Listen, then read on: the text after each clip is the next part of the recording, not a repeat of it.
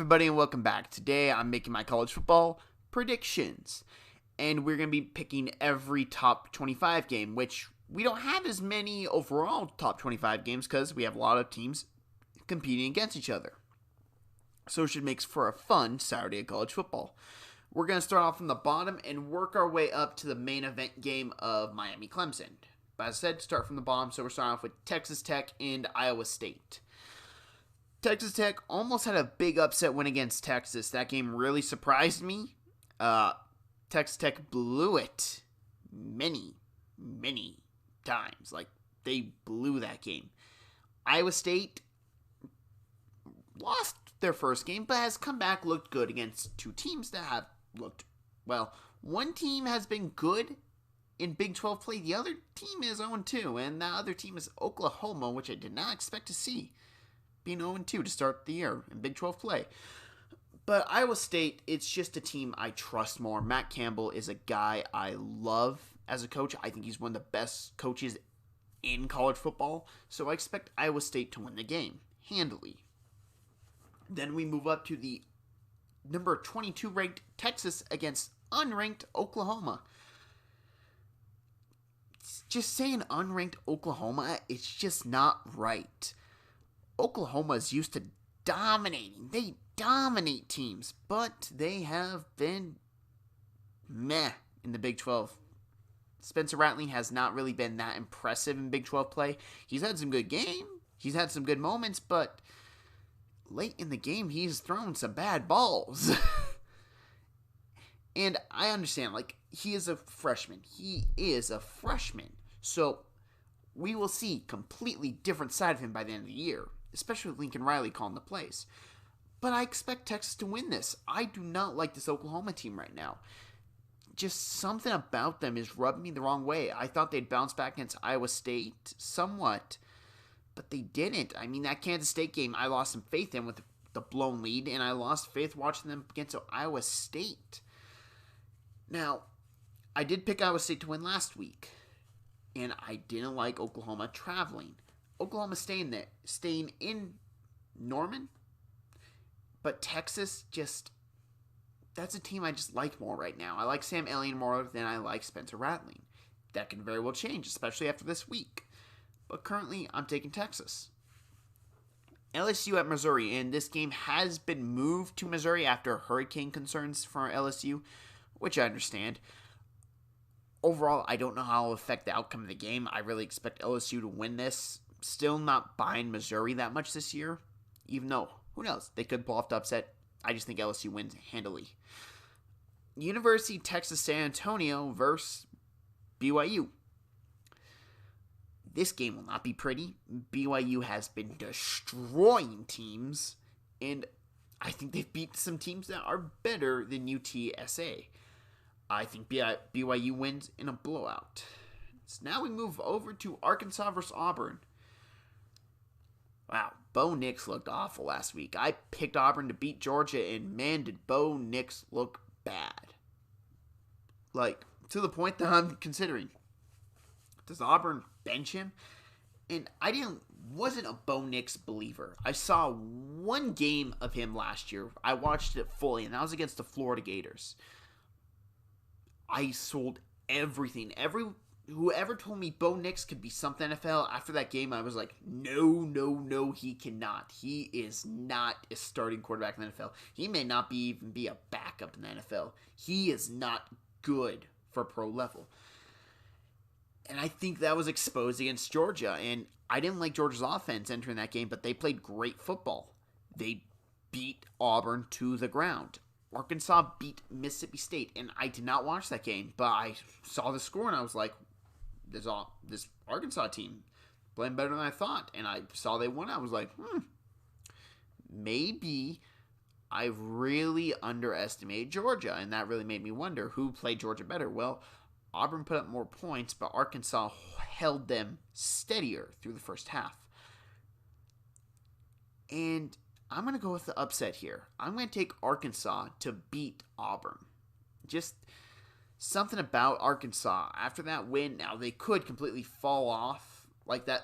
Their win, they could be on cloud 9 and fall off. But something about Auburn just rubs him the wrong way after last week. This could be a big bounce back game for them, though, so we'll see.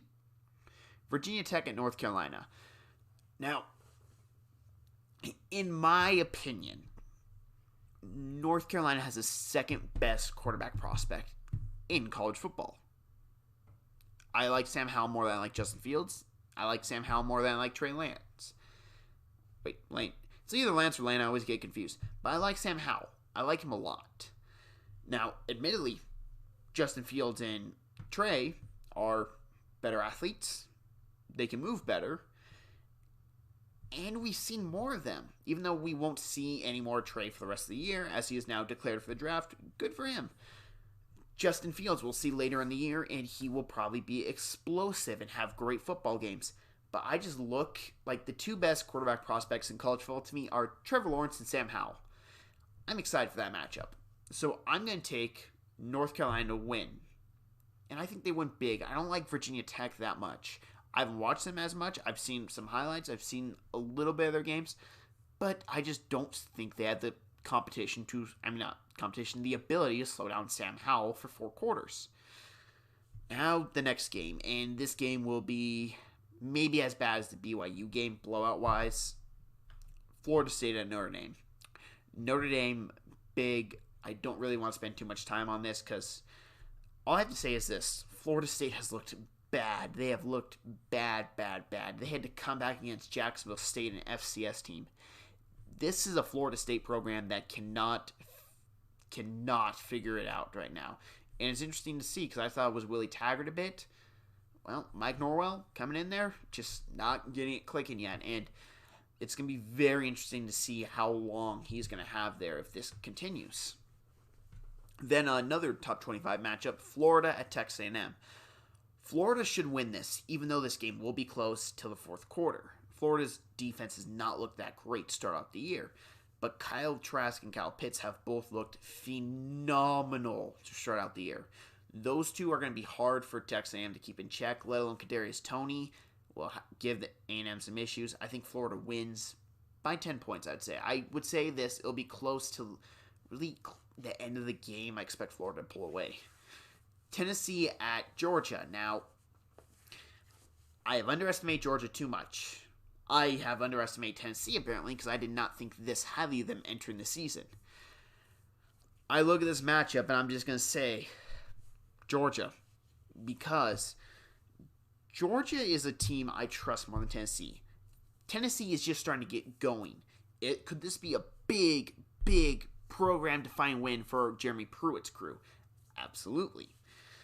But I don't see it happening. Georgia has got talent all over the field. They recruit extremely well. They have since Kirby Smart has gone there. Georgia pulls in the big guys, and they can play. I wasn't sold on their offense against Arkansas. Well, I was sold on their offense against Auburn.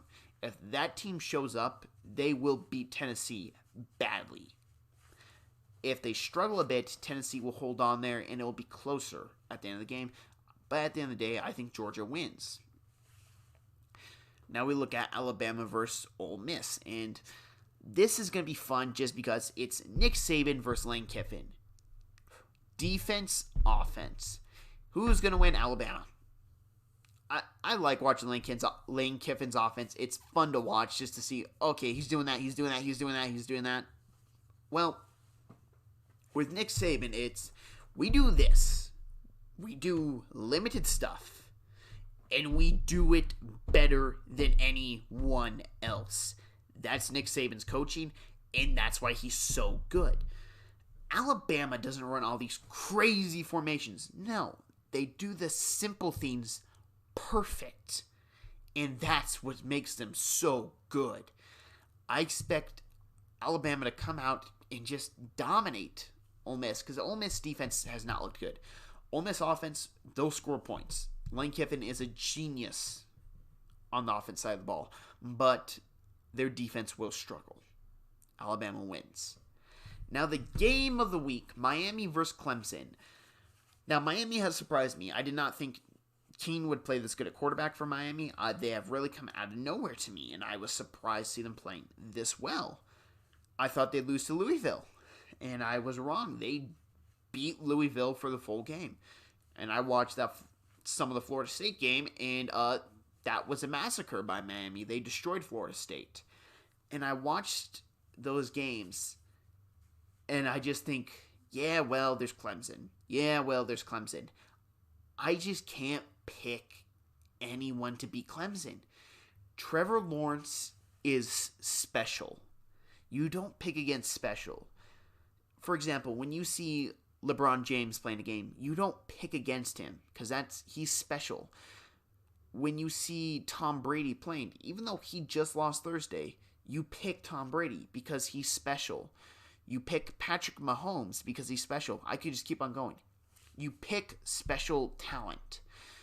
You pick them to win the game. I pick Clemson to win because Trevor Lawrence is special. Now, do I think this game's close? Absolutely. Clemson did not blow out Virginia like I thought they would. Miami has played very good football to start the year. Very good. They have been solid in every area, and they have put up points. Manny Diaz, who I questioned would even be back after their bowl loss last year, has done a great job to start out the season. He needs to keep that up. If they can go into Clemson, upset Clemson, Miami's the team to beat in the ACC. As much as I love North Carolina and Sam Howell, if Miami shuts down Trevor Lawrence, they're shutting down Sam Howell. Miami's defense has always been great. Their turnover chain, everything, it is great in Miami. Their offense is the one thing that has to get going. If that offense can go toe-to-toe with Clemson through 4 quarters, they will be a team playing come January, either in a New Year's Six game or even the college football playoffs. Again, though, I'm picking Clemson. I must say this. Trevor Lawrence is special. Travis Etienne is a great running back. Justin Ross is a great wide receiver. Clemson's got a lot of talent. I just don't see Miami being able to hold him down for 4 quarters. It might be low scoring first half, but that second half, fireworks are going to come, and I think Clemson pulls it out in a nail biter. So thank you for listening to this, and hey, tomorrow I'll be coming back for my NFL picks, and next Thursday I'm going to have my first quarter recap of the NFL season. And I was going to do the first 4 weeks, but I looked at it and said, no, we're going to do first 5 so I can just do it continuously. Just do after each 4 weeks for the rest of the season. I thought I liked that formula a bit better. And who knows, if I have to do it, that we do an overtime at the end of the season, so be it. But hey, if you guys like this, please you want to go back and listen to some things I've said. The good ones, bad ones, whatever. You want to listen to some of these past picks, see how bad I've done. Hey, you can click on the videos. If you like this, please hit a like button. And if you want to hear my voice, you want to hear the stupid things that come out of my mouth or the intelligent things, either or, you never know with me, just hit the subscribe and you can listen to me ramble about sports as much as you want. So thank you and have a great day.